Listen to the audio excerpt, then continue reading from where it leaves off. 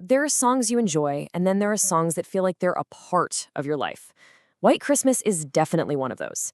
It just kind of shows up every year, not really demanding attention, but it's just there. And its power, its ability to stick around, goes way, way beyond simple holiday nostalgia. Okay, let's really get into this. So, what if this song that we all know so well isn't just about snow and Christmas cards? What if it's something way deeper?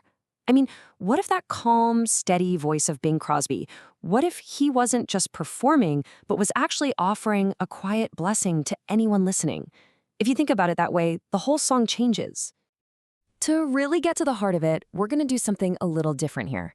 We're going to create an imaginary roundtable, a conversation between the very people who created, defined, and were totally shaped by this song. So at our table, we've got Irving Berlin, the man who wrote the song from a place of real personal loss. We've got Bing Crosby, the voice that delivered it like a hand on your shoulder. We've got the psychologist Carl Jung to help us understand why it hits us so deep. Viktor Frankl, a Holocaust survivor who knew everything about finding meaning in suffering.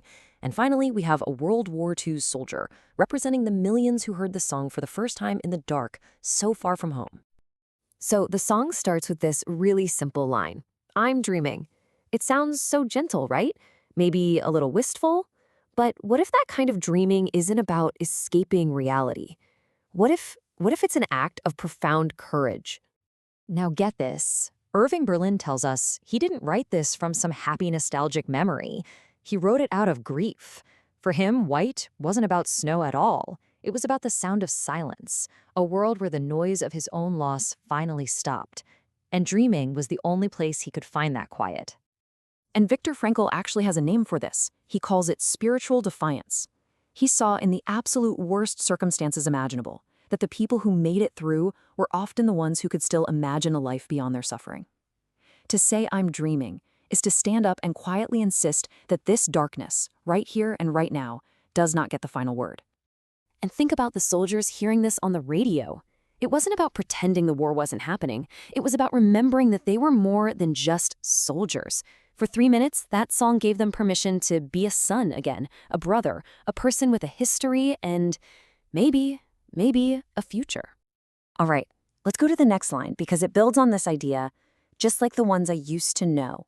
Now, that seems like it's pulling us straight into the past. But are we just remembering old Christmases, or are we remembering something about ourselves? Carl Jung would tell us that memory is not a perfect video playback. Nope, it's a reconstruction. We remember the past in the way we need to remember it right now. So the song isn't taking us to a museum of old facts. It's holding up a mirror to a time when we felt whole, when life made sense. And the soldier's perspective here is just so powerful. Imagine being in the total chaos of war. The noise, the fear, the sheer scale of it all. Memory was a way to get back to a human scale. The longing wasn't for a perfect past, but for a life that felt small enough to handle, a life that could fit inside a single room. So you see, this isn't about being stuck in nostalgia. It's about using the memory of who we once were to remind ourselves who we can still be, even after everything. Memory becomes this bridge to our better selves, not a place to hide. Then the song shifts. It gets quieter, more specific, where the treetops glisten and children listen. Why children? Why are they right at the heart of this dream? Well, it's all about the expectation of goodness. As Berlin saw it, a child listening, that's such a powerful image because it's a state of pure trust. They're listening because they believe something good is about to happen, something good is about to be said. The world hasn't made them cynical yet. And that open, hopeful posture, that is the very heart of hope itself. And for those soldiers, man, this line must have changed everything. All of a sudden, they weren't just fighting for territory or for some strategic objective. They were fighting to protect the possibility of this kind of quiet, a world safe enough and gentle enough for a child to just listen and wonder. Okay, and this is where the song pivots. It's a huge shift. The voice stops dreaming for itself and turns to you. May your days be merry and bright. And that one little word, may, that word is everything. This isn't a promise. It's a blessing. Just look at the difference here. A promise, especially in tough times, can feel like a lie because it ignores reality. But a blessing? A blessing looks reality right in the eye. It doesn't guarantee anything. It just offers goodwill. It doesn't force hope on you, it gently invites you to feel it. And this gets to the core of it from Frankl's point of view. A blessing is one of the most fundamentally human things we can do. It says, look, I see you're struggling, I can't fix it, but I can stand here with you in this moment and wish you well. It's an act that honors the struggle without surrendering to it. And then the song ends, not with a neat little bow, but with this huge expansion. And may all your Christmases be white. Not just this one, all of them, yours.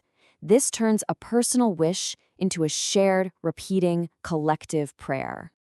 Jung would say this is exactly why the song is lasted. It doesn't close the door with a conclusion, it opens up a horizon.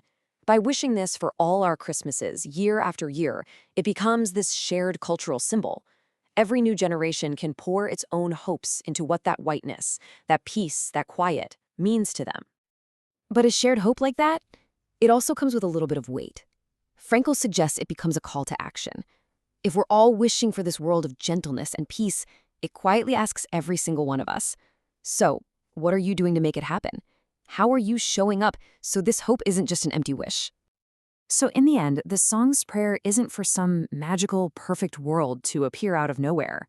It's really an annual invitation, an invitation for all of us to help build a kinder, quieter, more human world, starting right where we are. And that, right there, is the simple, absolutely breathtaking courage of White Christmas. It never lies to us. It never says the dream will come true. It never promises it's going to snow. All it says, its only truth, is I'm dreaming.